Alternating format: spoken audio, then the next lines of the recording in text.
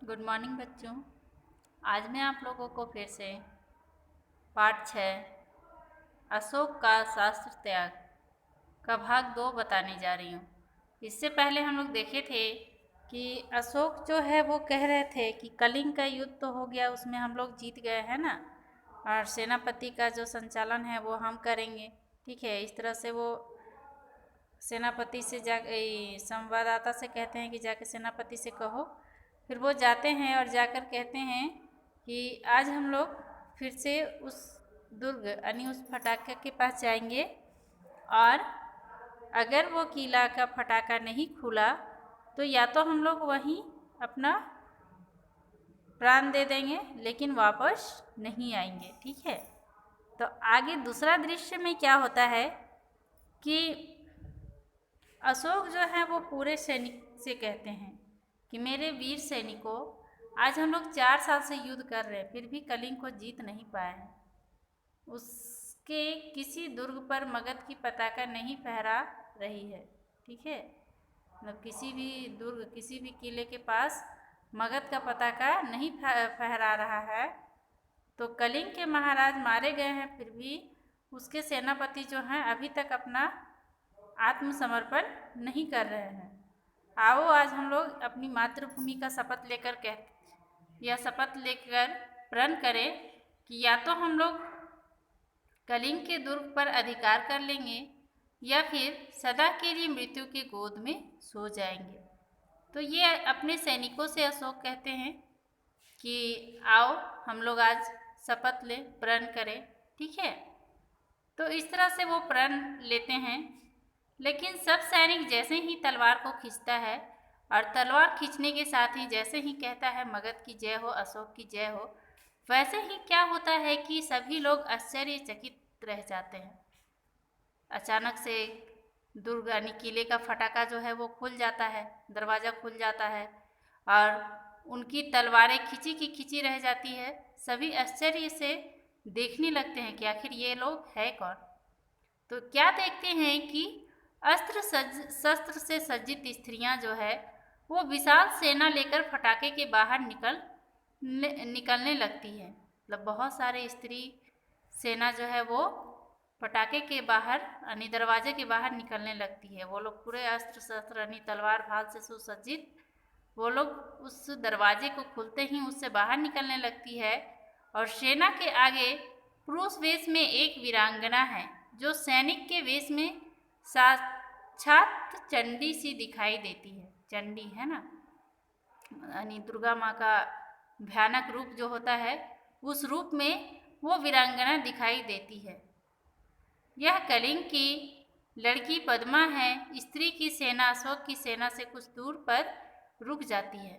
ठीक है, अशोक का सेना जो है वो स्त्री की सेना को देखकर कुछ दूर तक रुक जाता है और कहने लगते हैं कि ये कलिंग के जो महाराज हैं उसी की बेटी है, इसका नाम पद्मा है। ठीक है, और सभी बाहर ही खड़े रहते हैं। तो फिर पद्मा बोलती है कि अपने सैनिकों से कि जितने भी मेरे वीर कन्याओं, वीर भागिनी और वीर पत्नी हो, मुझे तुमसे कुछ नहीं कहना है। जिस सेना ने तुम्हारे पिता, भाई और पति की हत्या की है वह तुम्हारे सामने खड़ी है। आज उसी से तुम्हें लोहा लेना है। लोहा लेना यानी बदला लेना है। ठीक है, तुम प्रण करो कि जननी जन्मभूमि को पराधीन होते देखने के पहले तुम सदा के लिए अपनी आंखें बंद कर लोगी। ये प्रण कर लो कि तुम अपनी मातृभूमि को किसी और के हाथे, पराधीन मतलब किसी और के पास देकर खुश रहना चाहती हो या फिर सदा के लिए अपनी आँखों को बंद कर देना चाहती हो। या तो अगर तुम्हारी जन्मभूमि ही दूसरे के हाथ में है, दूसरे के बंधन में रह जाएगा, तो तुम फिर इस जन्मभूमि में रहकर क्या करोगी। तो उससे पहले कि तुम अपना आँख बंद कर लोगी। अशोक, यह कौन है। फिर अशोक कहते हैं कि यह कौन है। क्या साक्षात दुर्गा कलिंग रक्षा करने के लिए युद्ध भूमि में उतर आई है। यानी दुर्गा क्या साक्षात उतर आई है कलिंग का युद्ध करने के लिए। शेष सैनिक भी सभी स्त्रियां हैं। क्या स्त्रियों से भी युद्ध करना होगा? क्या अशोक को स्त्री का भी वध करना होगा? अशोक कहता है कि क्या अब स्त्री से अब अशोक को युद्ध करना होगा, स्त्री का वध करना होगा? ना ना, मैं स्त्री वध नहीं करूँगा। अशोक कहते हैं कि मैं स्त्री वध नहीं करूँगा, मुझे विजय नहीं चाहिए, मैं यह पाप नहीं करूँगा, मैं शस्त्र नहीं चलाऊँगा। प्रकट सैनिकों, स्त्री पर हाथ ना उठाना। आगे बढ़कर तुम कौन हो देवी? फिर अशोक कहते हैं आगे बढ़कर कि तुम कौन हो देवी, और अपने सैनिकों से भी वो मना कर देते हैं कि कोई भी अपना अस्त्र नहीं उठाएगा। तो पद्मा कहती है, मैं कलिंग महाराज की कन्या हूँ, मैं हत्यारे अशोक की सेना से लड़ने आई हूँ। जब तक मैं हूँ, मेरी ये वीरांगनाएं हैं, कलिंग के भीतर कोई पैर नहीं रख सकता है। ठीक है, वो कहती है कि जब तक मैं हूँ तब तक मेरे कलिंग के भीतर कोई भी पैर नहीं रख सकता है। कहाँ है अशोक, कहाँ है मेरे पिता का हत्यारा? ऐसा कहती है पद्मा। मैं उससे द्वंद्व युद्ध करना चाहती हूँ।